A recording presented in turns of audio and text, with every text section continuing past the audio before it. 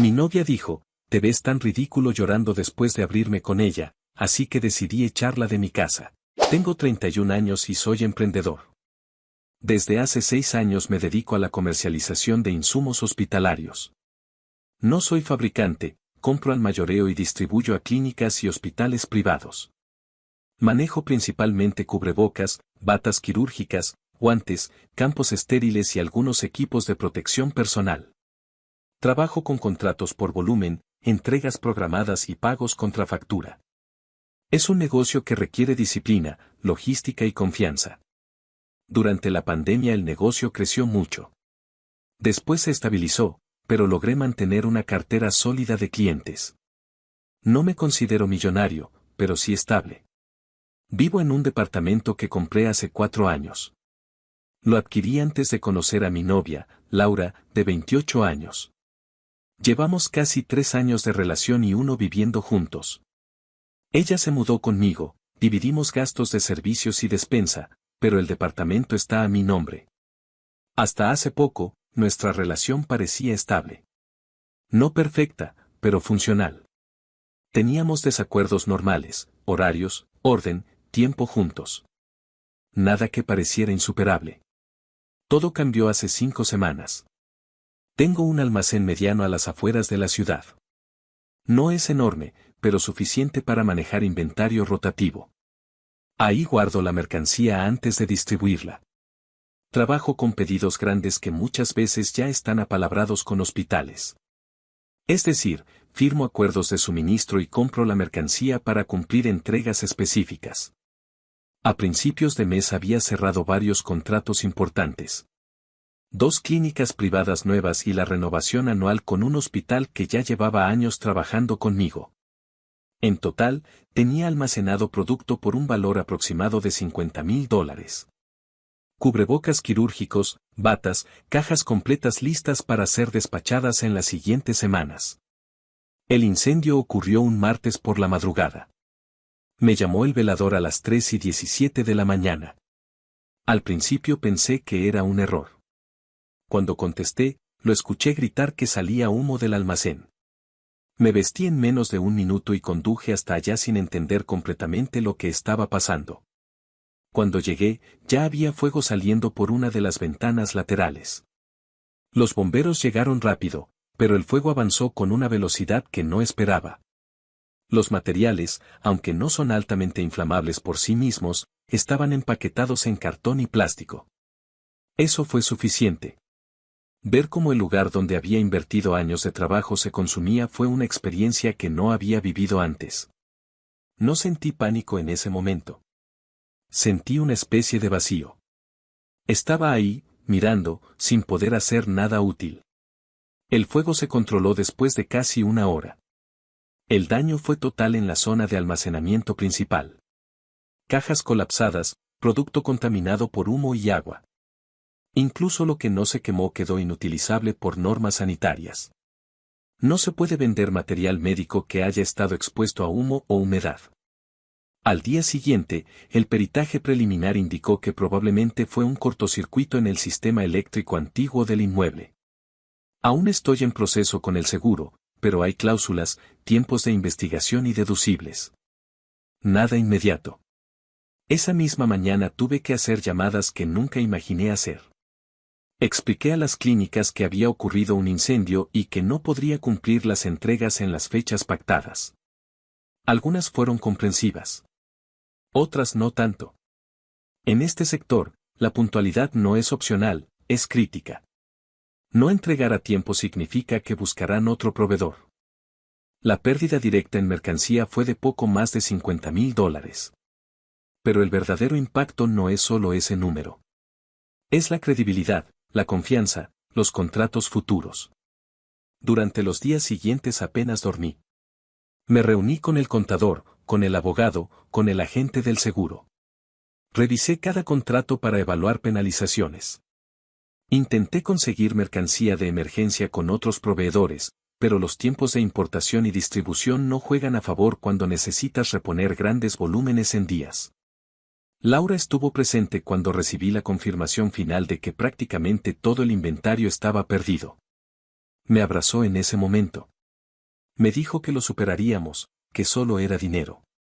Pero para mí no era solo dinero. Era el trabajo acumulado de meses. Eran compromisos firmados. Era la sensación de haber fallado, aunque racionalmente supiera que no había provocado el incendio. Comencé a notar cambios en mí. Me costaba concentrarme. Revisaba los números una y otra vez buscando soluciones que no aparecían. Tenía la constante sensación de estar al borde de un colapso financiero, aunque objetivamente no estuviera en quiebra. Tenía ahorros, sí, pero gran parte estaba reinvertida en el negocio. Laura empezó a decir que estaba obsesionado. Que no hablaba de otra cosa. Que incluso cuando estábamos cenando yo estaba revisando cotizaciones en el teléfono. No estaba equivocada. Una noche me dijo que extrañaba al hombre tranquilo que era antes. Le respondí que ese hombre no acababa de perder mercancía por $50,000 en una madrugada. Las discusiones comenzaron a ser más frecuentes. Ella decía que estaba irritable, que parecía distante. Yo sentía que estaba sosteniendo un edificio que se estaba resquebrajando y que no podía permitirme el lujo de relajarme. El punto crítico ocurrió el sábado pasado. Habían pasado ya varias semanas desde el incendio. El seguro seguía en proceso. Algunos clientes habían decidido esperar, otros ya habían firmado con proveedores distintos. Yo estaba agotado física y mentalmente. Esa noche estábamos en la sala. El ambiente no era particularmente tenso, pero tampoco cercano. Le dije que necesitaba hablar. Al principio me costó ordenar las ideas. No soy una persona que hable mucho de emociones. Siempre he sido práctico. Resuelvo, ejecuto, sigo adelante. Pero esa noche sentía que si no decía algo, iba a explotar por dentro. Le expliqué que tenía miedo. Que aunque intentaba mantener el control, la pérdida me había afectado más de lo que quería admitir. Que sentía una presión constante en el pecho. Que me despertaba pensando en deudas, en clientes perdidos, en reputación dañada. Que me avergonzaba sentirme así porque se suponía que yo debía ser el que siempre tiene un plan. Mientras hablaba, noté que mi voz empezaba a quebrarse. Intenté mantener la compostura, pero no lo logré. Se me llenaron los ojos de lágrimas y terminé llorando. No fue exagerado ni dramático. Fue un llanto contenido, acumulado. El tipo de llanto que aparece cuando alguien ha estado demasiado tiempo sosteniendo algo pesado. Esperaba comprensión. No soluciones. Solo comprensión. Ella me miró en silencio unos segundos. Luego dijo, «Te ves tan ridículo llorando». No lo dijo en tono de broma. Tampoco con crueldad evidente. Lo dijo con una mezcla de incomodidad y desaprobación. Me quedé inmóvil. Por un momento pensé que había escuchado mal. Le pregunté qué quería decir. Respondió que no estaba acostumbrada a verme así, que me veía débil, que no era la imagen que tenía de mí. Añadió que llorar por dinero no tenía sentido, que los negocios implican riesgos y que debía actuar como adulto. Intenté explicarle que no estaba llorando solo por dinero. Que estaba llorando por el miedo, por la presión, por la sensación de haber perdido el control de algo que construí desde cero. Ella negó con la cabeza y dijo que exageraba. Que estaba dramatizando una situación que, según ella, con trabajo se podía solucionar. Sentí algo que no era solo tristeza. Fue una mezcla de humillación y claridad. Estaba en mi propia casa, hablando de la pérdida más grande que he tenido en mi vida profesional, y la persona con la que compartía mi vida me estaba diciendo que me veía ridículo. Me limpié el rostro y me levanté. Fui al baño, me miré en el espejo. Tenía los ojos rojos, sí. Pero no me vi ridículo. Me vi agotado. Cuando regresé a la sala, ella estaba revisando su teléfono. Me senté frente a ella y le dije que su comentario me había dolido. Respondió que no estaba obligada a reaccionar como yo esperaba y que si quería una pareja fuerte debía comportarme como tal. Fue en ese momento cuando algo dentro de mí cambió. Me quedé sentado frente a ella unos segundos más después de decirle que su comentario me había dolido. Esperaba, al menos, que reconsiderara lo que había dicho. que entendiera el contexto. Que se diera cuenta de que no estaba llorando por capricho, sino por agotamiento acumulado. Pero en lugar de eso, la conversación escaló. Le dije que no necesitaba que resolviera mi problema, que solo esperaba comprensión. Que después de lo que había pasado con el almacén, con los contratos y con la presión financiera, lo mínimo que esperaba de mi pareja era apoyo. Ella dejó el teléfono sobre la mesa y me miró con expresión tensa. No entiendo por qué te lo tomas tan personal, dijo. Solo dije que te veías ridículo. Nunca te había visto llorar así. Le respondí que precisamente por eso estaba siendo un momento importante. Que no era algo habitual en mí. Que si estaba rompiéndome frente a ella era porque confiaba en ella. Ella negó con la cabeza. Es que no me gusta verte así, insistió. Me parece poco atractivo. Un verdadero hombre no se pone a llorar así por problemas de trabajo. Esa frase me golpeó más que la anterior. No levanté la voz al principio. Le pregunté qué significaba un verdadero hombre. Si para ella ser hombre implicaba no mostrar emociones. Le dije que estaba hablando de una pérdida real, cuantificable, que había afectado mi estabilidad y mi reputación profesional. No era una discusión trivial. Ella respondió que en los negocios siempre hay riesgos. Que si yo decidí ser emprendedor debía asumir las consecuencias con madurez. Que llorar no solucionaba nada. Le expliqué que no estaba llorando para solucionar nada. Que estaba llorando porque llevaba semanas reprimiendo lo que sentía. Que me despertaba con ansiedad, que sentía presión constante, que estaba haciendo todo lo posible para recuperar el negocio. Que lo único que estaba pidiendo era apoyo emocional. Entonces fue cuando lo dijo de forma más directa. Estás siendo un llorón. La palabra quedó suspendida en el aire. Sentí que algo se endurecía dentro de mí. No era rabia explosiva, era algo más frío. Una especie de decepción sólida. Le pregunté si realmente pensaba eso. Respondió que sí. Que los hombres que ella admiraba eran fuertes, resolutivos, que no se desmoronaban así. Que mi reacción le hacía perder confianza. En ese momento dejé de intentar que entendiera mi punto. Empecé a observarla como si estuviera viendo a alguien diferente. Le dije que la fortaleza no es ausencia de emoción. Que lo que estaba haciendo era precisamente enfrentar la situación, buscar soluciones, negociar con clientes, hablar con el seguro, asumir responsabilidades. Que permitirme llorar no anulaba nada de eso. Ella se cruzó de brazos. No sé, dijo. Yo no podría estar con alguien que se quiebra así por dinero. Le respondí que no era por dinero como si estuviera llorando por haber perdido una apuesta. Era por el esfuerzo invertido, por el riesgo asumido, por el miedo legítimo a que el negocio no se recuperara igual. La discusión subió de tono. Ambos hablábamos más fuerte, aunque sin gritar.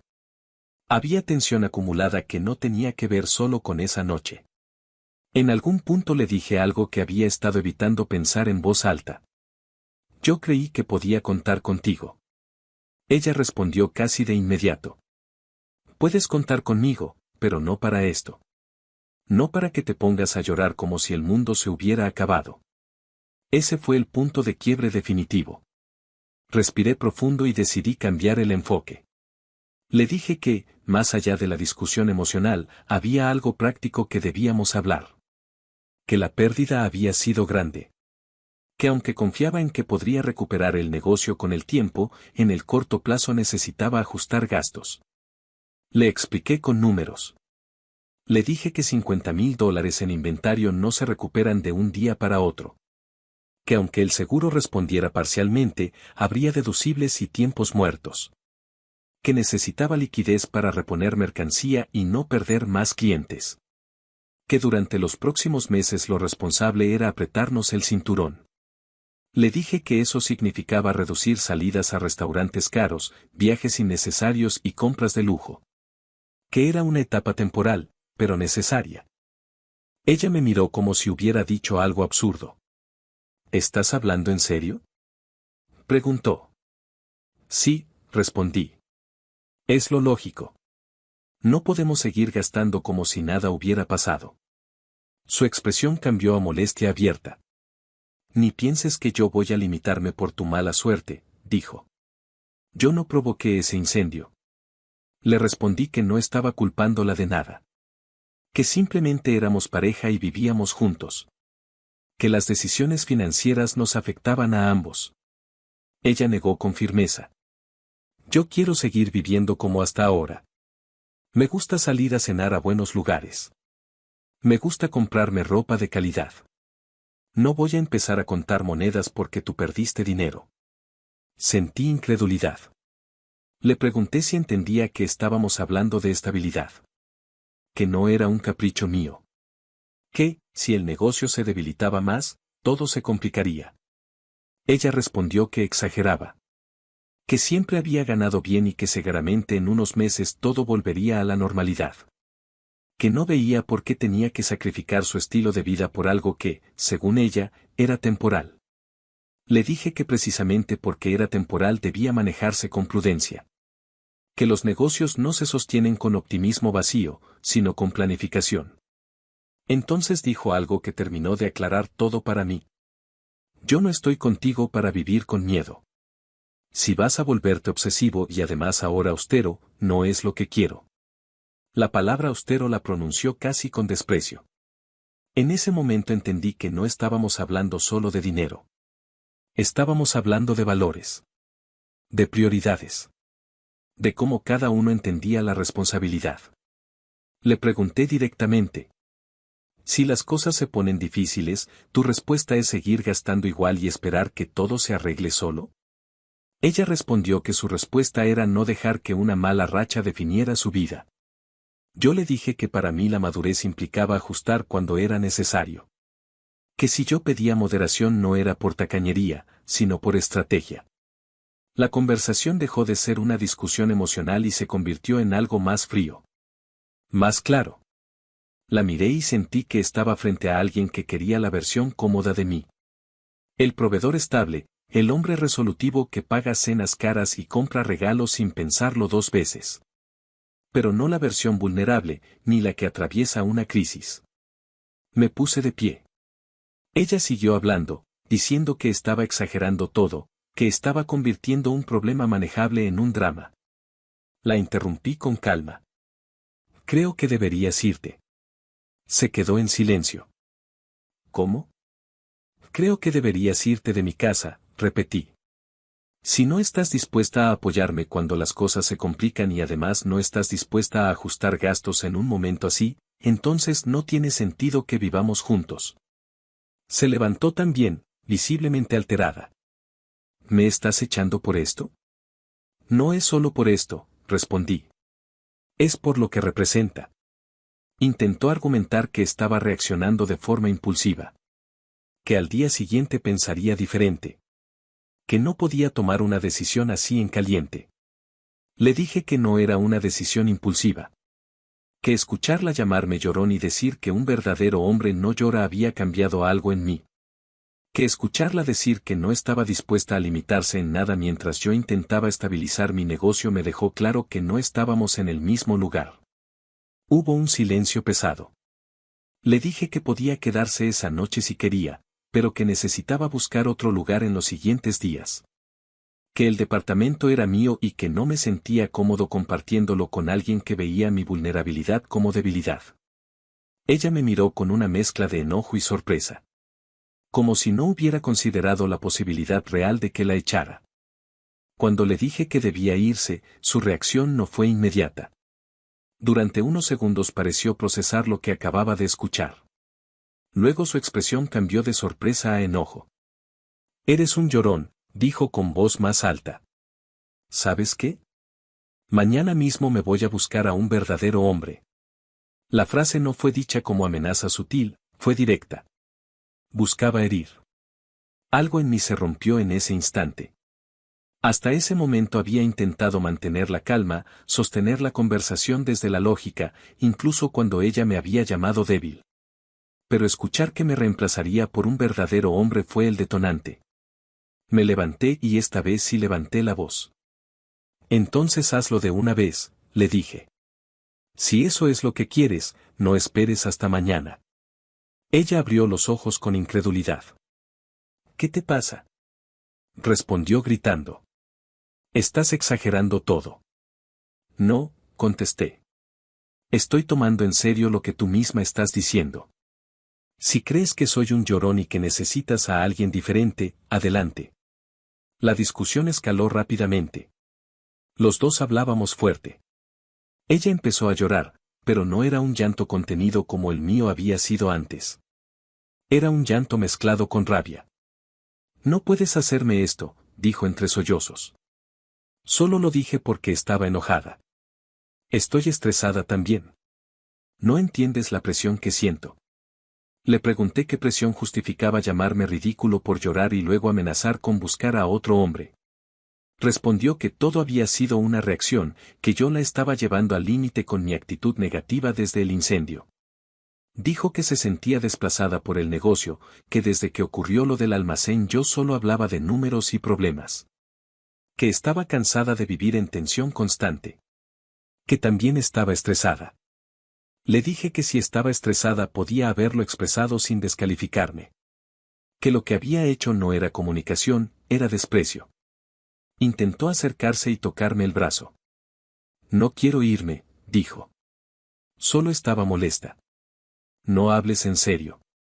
Pero yo ya no estaba en el mismo lugar emocional que al inicio de la conversación. Algo había cambiado de forma irreversible. No era orgullo. Era una sensación clara de que si retrocedía en ese momento, estaría aceptando que me trataran de esa forma. Le dije que no podía ignorar lo que había dicho. Que no podía desoír la manera en que me miró cuando estaba llorando. Que esas cosas no desaparecen solo porque uno diga lo dije enojada. Ella empezó a llorar con más fuerza. Decía que no podía creer que yo la estuviera echando por una discusión. Que todas las parejas peleaban. Que estaba siendo frío e injusto. Le respondí que no la estaba echando por una simple pelea. Que la estaba echando porque había cruzado límites importantes, burlarse de mi vulnerabilidad, cuestionar mi valor como hombre y negarse a enfrentar juntos una situación financiera difícil. Durante varios minutos la discusión fue circular. Ella alternaba entre enojo y victimización. Me acusaba de ser exagerado y luego me pedía que la entendiera. Decía que estaba bajo presión, que yo no veía lo difícil que había sido convivir conmigo las últimas semanas. Finalmente tomó su bolso y empezó a guardar cosas básicas con movimientos bruscos. Dijo que si eso era lo que yo quería, se iría. No intenté detenerla. Mientras empacaba, repetía que yo me iba a arrepentir. Que cuando estuviera solo entendería lo que había perdido. Que nadie iba a soportar mi carácter obsesivo. Yo permanecí en silencio. Cuando terminó de guardar algunas cosas, pidió un taxi desde su teléfono. La espera fue tensa. Ninguno habló. Solo se escuchaban sus respiraciones agitadas. Antes de salir, volvió a mirarme. No puedes hacerme esto, dijo con voz quebrada. Solo dije cosas que no sentía. Le respondí con calma. Las palabras que salen en el peor momento suelen ser las más sinceras. Ella negó con la cabeza y salió del departamento. Desde la ventana vi cómo subía al taxi. Supuse que iría a casa de sus padres. No intenté llamarla. No escribí. Me quedé de pie varios minutos mirando la calle vacía después de que el vehículo se fue. Esa noche dormí poco, pero curiosamente sentí menos presión que en semanas anteriores. No alivio completo, pero sí una especie de silencio interno. Al día siguiente no tuve noticias suyas hasta la tarde. Un amigo me envió una captura de pantalla. Era una publicación en Facebook hecha desde el perfil de Laura. En el texto insinuaba que yo era un estafador. Decía que había vendido mercancía que nunca entregué. Que varias personas debían tener cuidado conmigo. No mencionaba el incendio. No mencionaba contratos cancelados ni la investigación del seguro. Solo insinuaba que yo había cobrado por producto inexistente. Sentí una mezcla de enojo e incredulidad. En mi negocio la reputación lo es todo. Una acusación pública de ese tipo, aunque fuera vaga, podía afectar seriamente mi credibilidad. Entré a su perfil y vi la publicación. No era extremadamente detallada, pero lo suficiente para generar dudas. Algunos comentarios preguntaban qué había pasado. Otros reaccionaban con sorpresa. No respondí públicamente. Decidí actuar de forma más directa.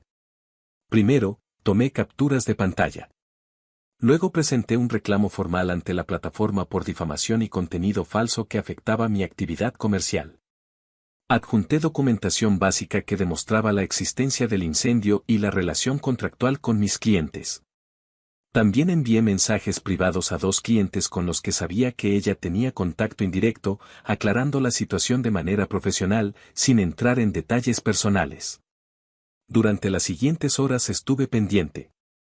No era la primera vez que veía conflictos personales trasladarse a redes sociales, pero nunca pensé que me ocurriría así. Afortunadamente, Facebook respondió relativamente rápido. La publicación fue retirada por incumplir políticas relacionadas con acusaciones sin pruebas. No sé si ella la eliminó voluntariamente o si fue retirada tras la revisión, pero dejó de estar visible. Eso no borró el impacto emocional. Entendí que la persona con la que había compartido mi vida no solo había reaccionado con desprecio ante mi vulnerabilidad, sino que además estaba dispuesta a dañar mi reputación cuando las cosas no salieron como quería.